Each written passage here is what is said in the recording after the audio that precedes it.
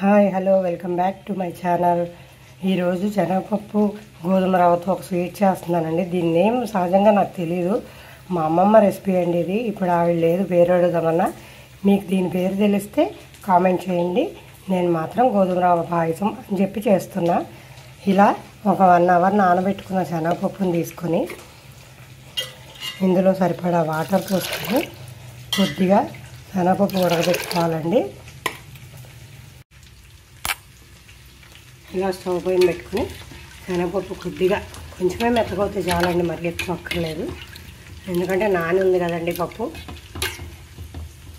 Stove వెలిగించుకొని బాండి పెట్టుకొని గోధుమ రవ్వను ఇలా రోస్ట్ చేసుకుందామండి. కొద్దిగా గోధుమ రవ్వ ఇలా వేగుతుంటే మంచి అరోమా వస్తుందండి. ఇలా లైట్గా గోల్డెన్ కలర్లో వచ్చే వరకు వేయించుకుంటే సరిపోతుంది.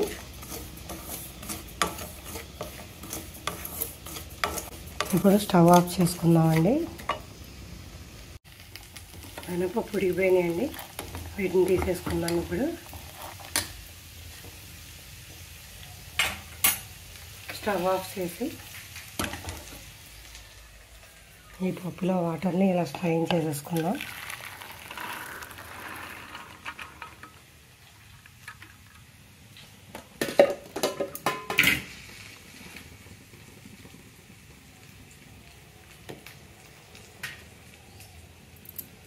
ఈ గోధుమ రవ్వ పాయసానికి కావాల్సిన పదార్థాలు: గోధుమ రవ్వని కొద్దిగా వేయించి పక్కన పెట్టుకోవాలండి. పచ్చి కొబ్బరి తురుము కావాలి, తురుము మిక్సీ చేసి పక్కన పెట్టుకున్నాను. యాలక్కాయలు పొడి కోసం, బెల్లం, జీడిపప్పు, కిస్మిస్, శనగపప్పు నానబెట్టి ఉడికించుకున్నామండి, పాలు, 1 కప్ షుగర్ కూడా వేస్తానండి ఇందులో.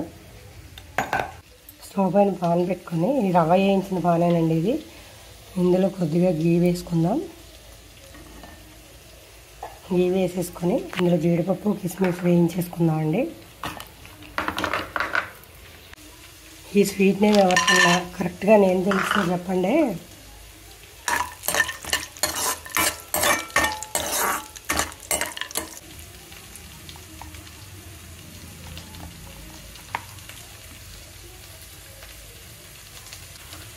ఇందులో కిస్మిస్ కూడా వేయించేసుకుందామండి.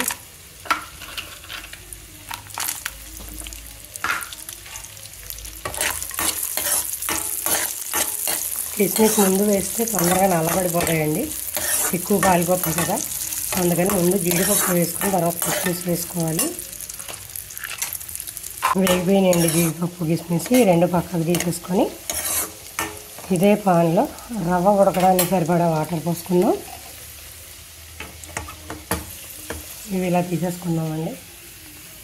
ఇవి వేయించుకున్న రవ్వ దగ్గర పెట్టేశాను.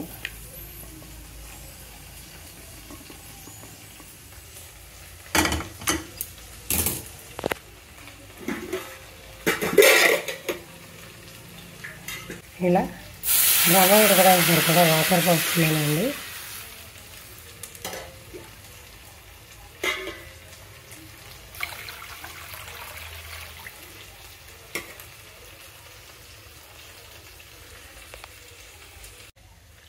ఇప్పుడు స్టవ్ పైన చిన్న పాన్ పెట్టుకొని కొద్దిగా నెయ్యి వేసుకున్నానండి.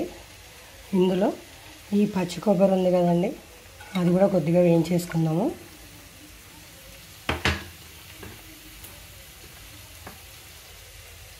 కొబ్బరి వేగిపోయిందండి, దీన్ని తీసేసి పక్కన పెట్టేసుకుందాము. దించేసుకున్నాం. స్టవ్ ఆఫ్ చేసేసి వాటర్ కాగిపోయినాయండి రవ్వ ఉడకడానికి. దీన్ని ఇప్పుడు వాటర్లో వేసేసుకొని ఉండలు కట్టుకోకుండా తిప్పుకోవాలండి.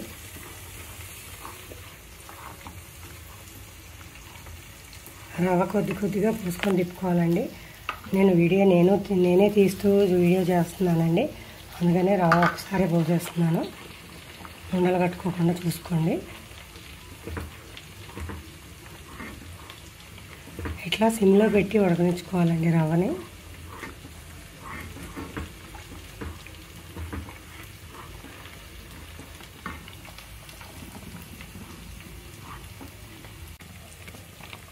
రవ్వ ఇలా కొంచెం ఉడికిన తర్వాత అందులో ఈ ఉడకబెట్టుకున్న శనగపప్పుని వేసుకోవాలండి.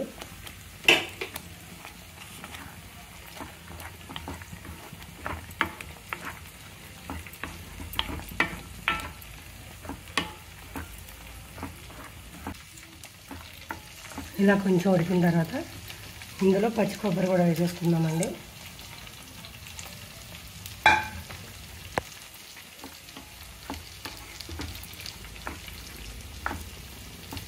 ఇది ఆల్రెడీ మనం కొద్దిగా వేయించి పెట్టుకున్నాం కదండి, అందువల్ల పచ్చివాసన రాదు.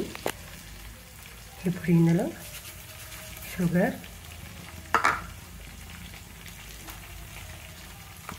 బెల్లం కూడా వేసేసుకుందామండి. 1 కప్పు షుగర్, 1 కప్పు బెల్లం అండి. మీరు తీపి ఎక్కువ తింటే ఇంకొంచెం వేసుకోవచ్చండి.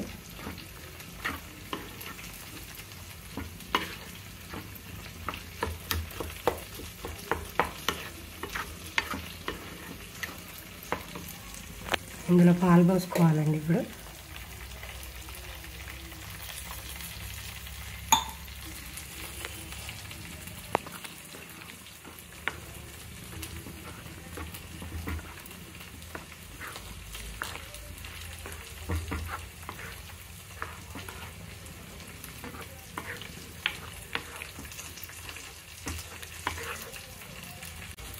బెల్లం కరిగిపోయిన తర్వాత యాలకుల పొడి వేసుకుందామండి.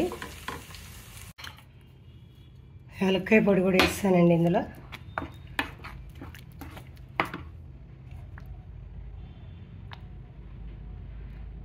కొద్దిగా గీ వేసుకోవాలి.